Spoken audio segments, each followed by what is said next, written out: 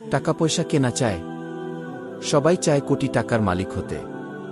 কিন্তু কেউ জীবনে পারে, আবার কেউ সারা জীবনেই গরিব থেকে যায়। তবে প্রিয় দর্শক, আমি 100% গ্যারান্টি সহকারে বলতে পারি, যদি আপনি আজকের এই আমলটি জীবনে করতে পারেন, ইনশাআল্লাহ আপনি জীবনে একবার হলেও কোটি টাকার মালিক হবেনই হবেন, ইনশাআল্লাহ।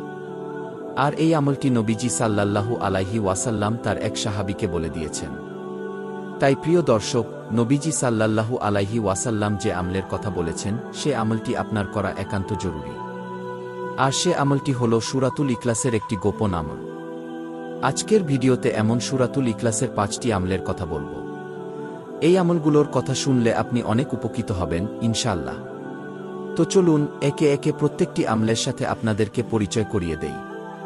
প্রথম আমল, সূরাতুল ইখলাসকে ভালোবাসা। নবীজি সাল্লাল্লাহু আলাইহি ওয়াসাল্লাম বলেন, ও সাহাবায়ে কেরাম, তোমরা কি জানো সূরাতুল ইখলাসকে ভালোবাসলে কি হয়? সাহাবায়ে কেরাম বললেন, না ইয়া রাসূলুল্লাহ সাল্লাল্লাহু আলাইহি ওয়াসাল্লাম, আমরা জানি না কি। তখন নবীজি সাল্লাল্লাহু আলাইহি ওয়াসাল্লাম বললেন, যে ব্যক্তি সূরাতুল ইখলাসকে ভালোবাসে, রব্বুল আলামিন তাকে ভালোবাসেন কি, সুবহানাল্লাহ। যুদ্ধের ময়দানে এক সাহাবী সবসময় সূরাতুল ইখলাস দিয়ে নামাজ পড়াতেন। এটা অন্যান্য সাহাবীদের কাছে খারাপ লাগল, কারণ এক সূরা কতবার শুনতেই বা মন চায়। তখন ওই সাহাবীরা নবীজি সাল্লাল্লাহু আলাইহি ওয়াসাল্লামের কাছে এসে আরজ করলেন, ইয়া রাসূলুল্লাহ সাল্লাল্লাহু আলাইহি ওয়াসাল্লাম, আপনার অমুক সাহাবী সবসময় শুধু সূরাতুল ইখলাস দিয়ে নামাজ পড়ায়। আপনি একটু বলুন না সে যেন অন্যান্য সূরা দিয়ে নামাজ পড়ায়। তখন নবীজি সাল্লাল্লাহু আলাইহি ওয়াসাল্লাম ওই সাহাবীকে ডেকে পাঠালেন। নবীজির ডাক শুনে ওই সাহাবী কাছে আসলে নবীজি বললেন, ও সাহাবী, তুমি নাকি সবসময় দ্বিতীয় রাকাতে সূরাতুল ইখলাস দিয়ে নামাজ পড়াও, এটা কেন করো?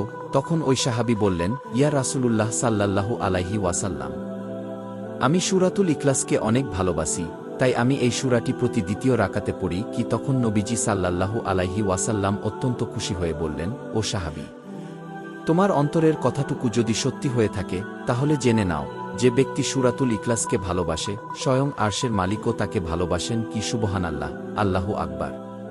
তাই প্রিয় দর্শক, আমাদের কর্তব্য হচ্ছে সূরাতুল ইখলাসকে ভালোবাসা। দ্বিতীয় আমল, কোরআন খতমের সওয়াব। সূরাতুল ইখলাস পাঠে পবিত্র কোরআনুল কারীমের খতমের সওয়াব পাওয়া যায়। নবীজি সাল্লাল্লাহু আলাইহি ওয়াসাল্লাম একদিন মজলিসে বসা সাহাবীদের ডেকে বললেন, ও সাহাবীরা, তোমরা আমার নিকটে এগিয়ে এসে বসো। আমি তোমাদেরকে আজকে এমন একটি আমলের কথা বলব, যা শুনলে তোমরা আনন্দে পাগলপারা হয়ে যাবে। কি? নবীজি বললেন, ও সাহাবী শোনো, যদি তুমি সূরাতুল ইখলাস একবার পাঠ করো, আল্লাহ তাআলা তোমাকে পবিত্র কোরআনের 10 পারা খতম করার সমান সওয়াব দেবেন। যদি তুমি 2 বার পাঠ করো, আল্লাহ তাআলা 20 পারা খতম করার সমান সওয়াব দেবেন।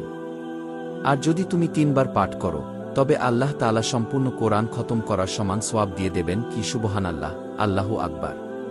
তৃতীয় আমল, জান্নাতে মহল লাভ। যে ব্যক্তি দৈনিক 10 বার সূরাতুল ইখলাস পাঠ করবে, আল্লাহ রাব্বুল আলামিন জান্নাতের মধ্যে তার জন্য 2টি উত্তম মহল দান করবেন, সুবহানাল্লাহ। চতুর্থ আমল, বিশেষ পুরস্কার ও রিজিক। যে ব্যক্তি দৈনিক 200 বার ওর সাথে সূরাতুল ইখলাস পাঠ করবে, আল্লাহ রাব্বুল আলামিন তাকে বিশেষ কিছু পুরস্কার দান করবেন। প্রথমত, তার জন্য 300টি রিজিকের দরজা খুলে যাবে। দ্বিতীয়ত, আল্লাহ তার জন্য বিপদের দরজাগুলো বন্ধ করে দেবেন। তৃতীয়ত, তাকে 200 রাকাত নফল সালাত আদায়ের সমান সওয়াব দেওয়া হবে। চতুর্থত, তার জন্য 70টি জান্নাতি মহল দান করা হবে, যার প্রত্যেক মহলে থাকবে 70 সহস্র দরজা। এছাড়াও তার জানাজায় হাজারো লাখো ফেরেশতা অংশগ্রহণ করবে।